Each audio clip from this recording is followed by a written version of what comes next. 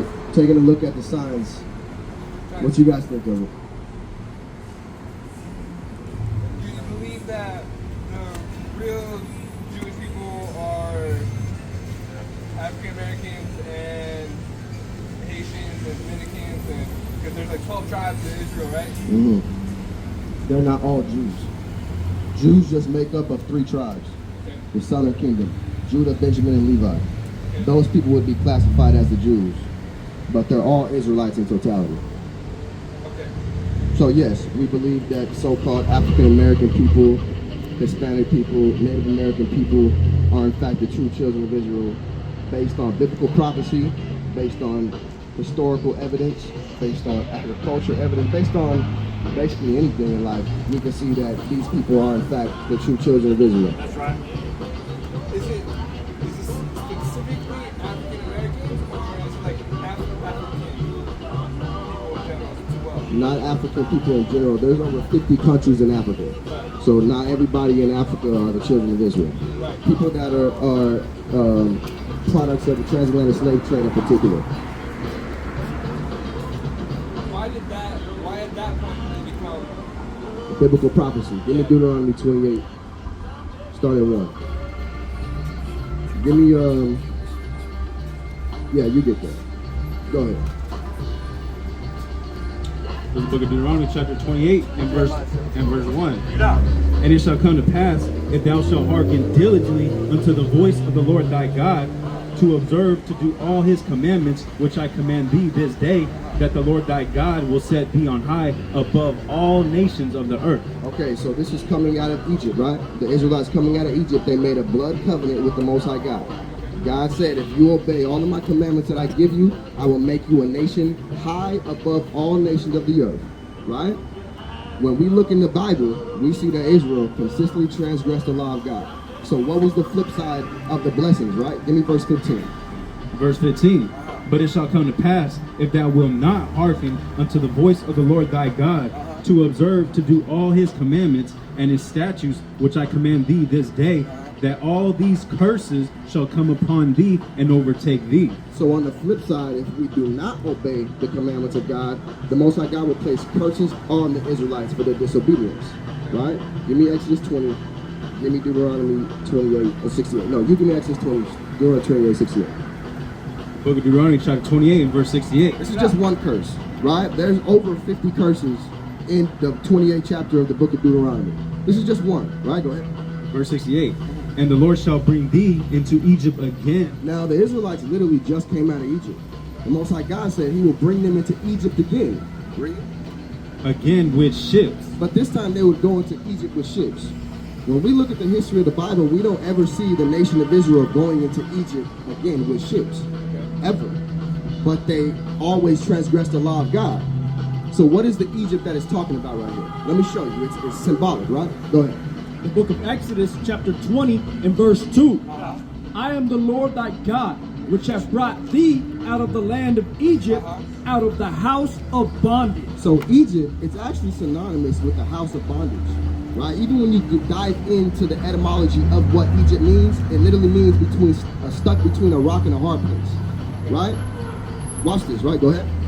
This book of Revelation chapter 11 and verse 8. And their dead bodies shall lie in the street of the great city, which is spiritually is called Sodom and Egypt. So there's a place that is spiritually called Sodom and Egypt, right? Now go back to Deuteronomy 28. With this understanding that Egypt is synonymous with bondage or slavery, captivity, right? Go ahead. Verse 68. And the Lord shall bring thee into Egypt again with ships. So this time they would go into slavery with ships, right? When we look in the Bible, right, the Israelites, again, never went into the physical land of Egypt on ships. This is a future prophecy dealing with the children of Israel. When we look at the demographic of people who have been in slavery by way of ships, the whole nation, we can identify really 3 groups of people. Black, Hispanic, and Native American people. Transatlantic slave trade. Japan too? Japan when? When they got enslaved by the Chinese. Okay. For like, and the Koreans, I believe too, for about like, I think that's the longest slave trade that's been alive is the Koreans and Japanese. You would have to prove that. You would have to prove that. But that's fine, right? Okay. So this is just one curse. Remember, I said there's over 50 curses. Give me verse 46. This is what these curses are supposed to do for us as a people, right? Go ahead. Book of Deuteronomy chapter 28 and verse 46. And they shall be upon thee for a sign. So these curses are going to be upon the children of Israel for a sign, right? What does a sign do for people? It lets them know something, right? It indicates something, right? Go ahead. For a sign and for a wonder, and upon thy seed forever. So these curses are going to be upon the children of Israel and their seed forever. Meaning that until Christ comes back, until the kingdom of heaven is established, these curses would be on the children of Israel as a people. Now, you brought up Japan being taken into slavery by Chinese people. Yeah, I messed up the yeah. Okay, those people, Japan got their own country. Japan is very wealthy. China's got their own country. China's very wealthy. The blacks, Hispanics, and Native Americans have nothing. Because the Native Americans of this land, their country got took from them. Black people got took from their country and brought to the other side of the world. And we have nothing as a collective. Symbolizing that we're still under the same curse that God said we would go into. Slavery by way of ships. We're still found in these places. Right? So, in that same sense, though, are the people with, like, that have a high salary or something like that, are they no longer a part of the, like, if you make it out of the trenches, are you no longer a part of the... No, that doesn't mean, just because you can be wealthy in this place doesn't mean you're not an Israelite anymore. Okay. Right? Because obviously some people do get wealthy in this place. Right. That doesn't take away from what happened to their people though. That doesn't take away from the fact that we had a country, we had a language, we had a culture, and it got stripped from us. And we got brought to work for free labor and built up this kingdom. The Spaniards came over to this land and conquered the indigenous people of this land, kicked them off to the other side of the country, and built up walls, still building walls, to divide them, kicked off into the reservations where they're killing themselves with liquor. Shitty environments, right? Nothing's been done for us. Okay. There's been no reparations, no restoration.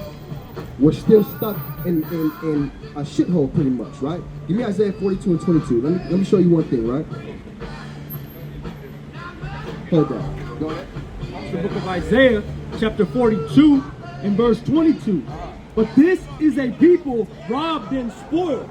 So Israel, read it again. Israel is a people robbed and spoiled, right? Go ahead. Isaiah 42 and 22. But this is a people robbed and spoiled. Israel is a people robbed and spoiled. Spoiled meaning destroyed. So we've been robbed. First off, this country belongs to who? The native people here. It's been stolen from them.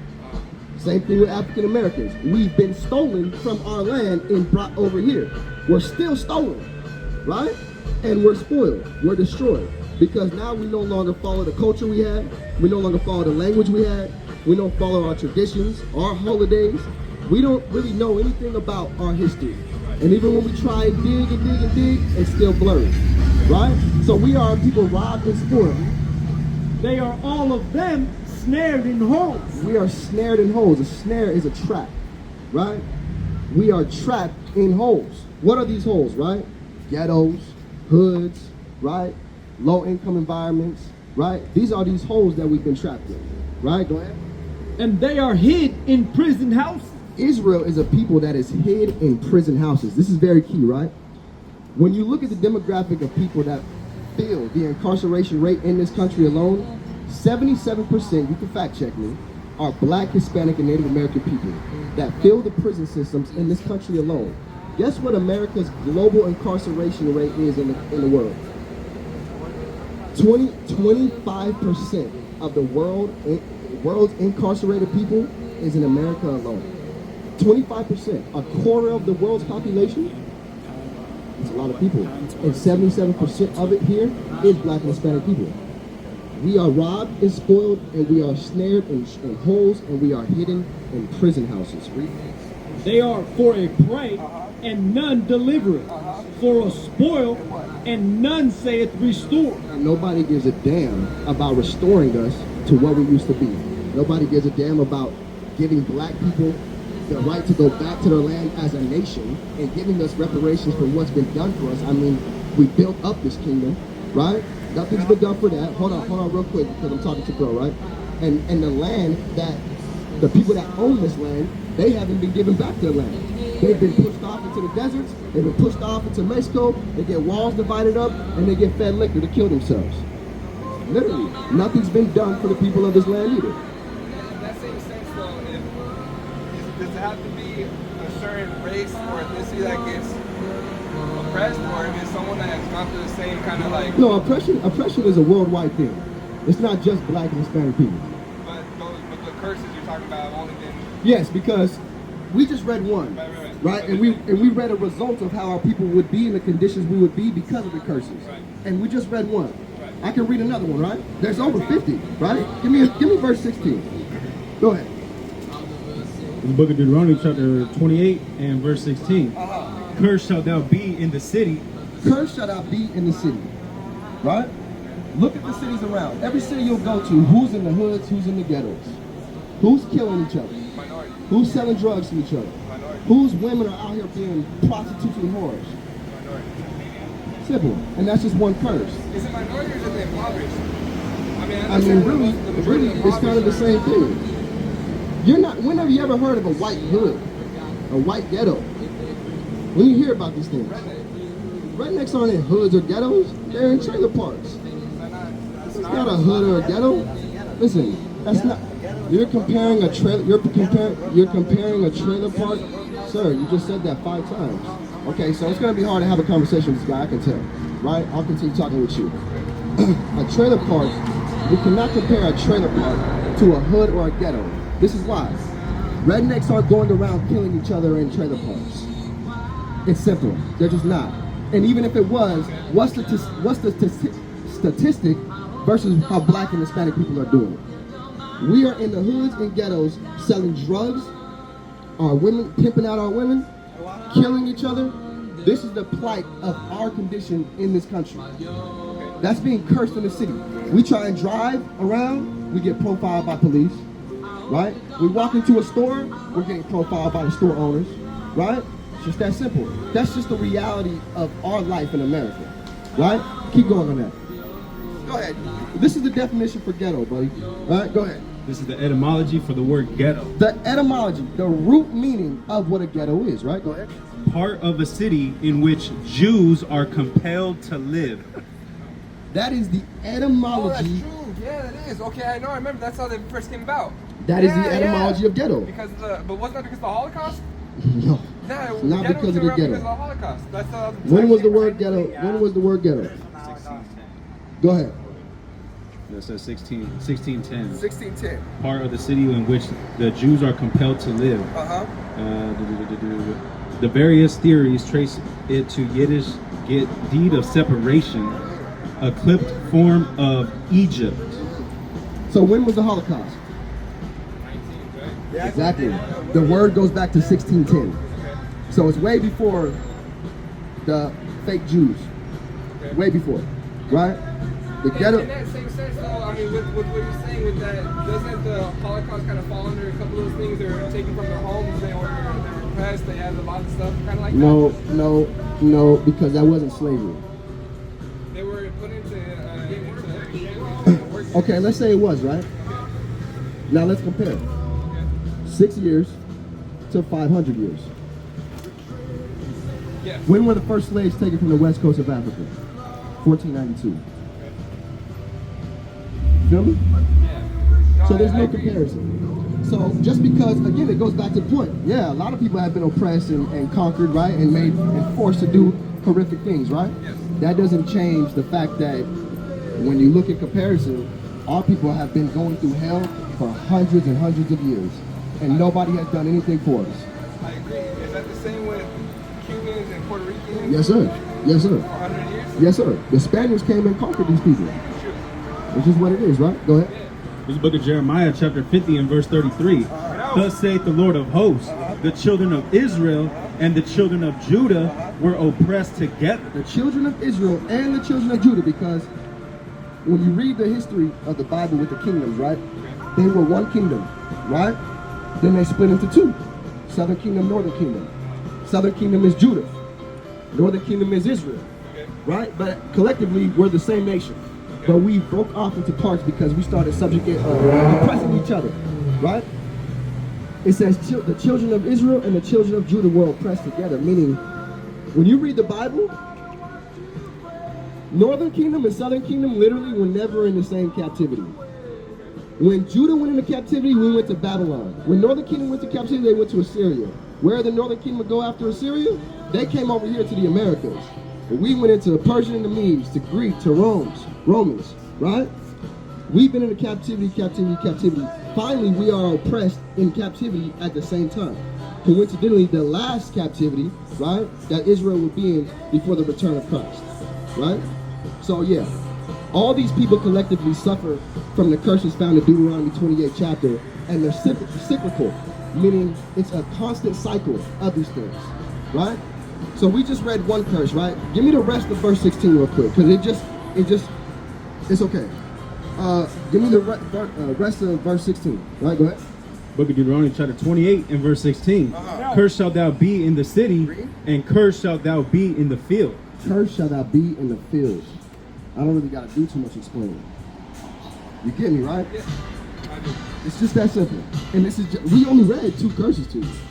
There's another 50. You know what I'm saying? So it's not just, oh, well, these people in this country had to go through that. Oh, well, this people in that country over there had to go through this. It's the Israelites collectively going through all of it. There's not a nation under the sun besides the children of Israel that have suffered all of these things. So that's how we can make the determination that these people on the side are in fact the true children of Israel. I appreciate the information, man. Yeah? Thank you so much. What's your religious background? I am a Christian Catholic. Christian Catholic. What's your ethnicity? I'm Mexican. Mexican. All praise to the Most High. Your pops is Mexican? I'm Pops Mexican. All praise to the Most High. Man, you would be a child of God, man. You would be from the children of Israel. Now, contrary to popular belief, right? Who would you say salvation is for? Everyone. Now, what verse would you go to substantiate that salvation is for everyone? Now, I knew. Watch this, right? I just knew. Because every Christian in the world, that's their favorite verse. What does John 3 and 14 say? You see, now, what we would say that what you did right now was rip a scripture out of context. Because everybody in the world knows about John 3:16. But nobody in the world has read the whole John 3rd chapter. Read John 3:14, right? Go ahead. The book of John, chapter 3 and verse 14. And as Moses lifted up the serpent in the wilderness. Now, context is very important, right? Context is how we get the understanding of what the scripture is talking about. So, Christ is speaking to who? Moses. No, in this verse right here, John 3. All right, watch this. Just so you understand who Christ is talking to, right? Go ahead. It's the book of John, chapter 3 from the top. There was a man of the Pharisees, A Jew, right? named Nicodemus. So Christ is talking to a Jew named Nicodemus. Okay, jump to 3:14. Verse 14. And as Moses lifted up the serpent in the wilderness. Moses lifted up the serpent in the wilderness. Who did Moses lift up the serpent in the wilderness for? Who were the children in the wilderness? The Israelites, right? Because remember, the Israelites came out of Egypt and they went to the wilderness, right? It's okay, right? Go ahead. Verse 15. Start from 14 again. 14. And as Moses lifted up the serpent in the wilderness, even so must the Son of Man be lifted up. Even so must the Son of Man be lifted up. So are you familiar with why Moses had to lift up the serpent in the wilderness? No. Okay. What chapter is that in? Numbers 21, right? When you read Numbers 21, you'll see the children of Israel were transgressing the law of God. So God sent serpents on the children of Israel, started biting them and stuff like that, right? Is that for the plagues? What do you mean? The plagues though? Is that No, this is after the plagues of Egypt. Okay. This is when they're already in the wilderness. Okay. They're on their way to the promised land. Oh, when they're for 40 years. Yeah, exactly, right? They're sojourning in the wilderness, right? They kept transgressing the law of God. So God sent serpents on them. Okay, God told Moses, lift up a brass serpent, right? Read. Verse 15. That whosoever believeth in him should not perish, but have eternal life. Now, that's the same thing that's written in Numbers. Make a brass serpent, that whosoever looketh on him shall be delivered from the serpents, right? Because they were being bitten. So Moses had to make a serpent for the children of Israel. Christ just said, The same way Moses had to lift up a brass serpent for the children of Israel, even so must the Son of Man be lifted up. But the context is talking about the children of Israel. Read. For God so loved the world that he gave his only begotten Son, that whosoever believeth in him should not perish, but have everlasting life. The context of the scripture is talking about the children of Israel. Give me Hebrews 1. Well, are you saying that if you're not part of this, then you're damned? What does it mean to be damned? I don't really know, honestly. I mean, to be away from God and to be away from God, does that mean you're not going to have like anything after life? Or you can go to like a place called hell? Okay, watch this, right? I understand that hell's not really big in the Bible, but It's like, not in the Bible, like, right? It's like the separation of God. It's the separation of God. That's not really biblical either, right? The idea of this heaven and hell concept you get from Greek mythology. Heaven is a real thing, but heaven is a position in the earth, right? Let me show you. Give me Acts 1 and 6. Watch this real quick, brother. Go ahead. It's the book of Acts, chapter 1 and verse 6. When they therefore were come together, they asked of him, saying. So this is after the death, burial, and resurrection of Jesus Christ, right? The disciples are coming to Christ in his glorified body, right? Lord, wilt thou at this time restore again the kingdom to Israel? The kingdom of heaven is literally the Israelites' home. Do you believe that, what's it called when God comes back down and like, what's the rapture? Do you believe that the rapture is when the people of Jerusalem are given their land back? No. The rapture is not biblical either. It's not? No. Talks about that in Revelation. Yeah. Talks about that in Revelation. So what is the rapture? How's the rapture? The rapture is when God comes down. You gotta go? Alright, hold on, real quick, right? The kingdom of heaven is the children of Israel ruling the world. When Christ comes back, he's going to rule with the children of Israel. So that's what heaven is. Our people in rulership. Right? Salvation isn't for everybody, brother. Out of Christ's own mouth. Right? Give me Matthew 15 and 24. Watch this last verse before you go. Hey, don't cross over the line. Go ahead. Not cool, but you Hey, we're about to wrap the conversation up right now. I'll talk to you. It's the book of Matthew, chapter 15, verse 24. But he answered and said, Christ answered and said, I am not sent, Christ was not sent. but unto the lost sheep of the house of Israel.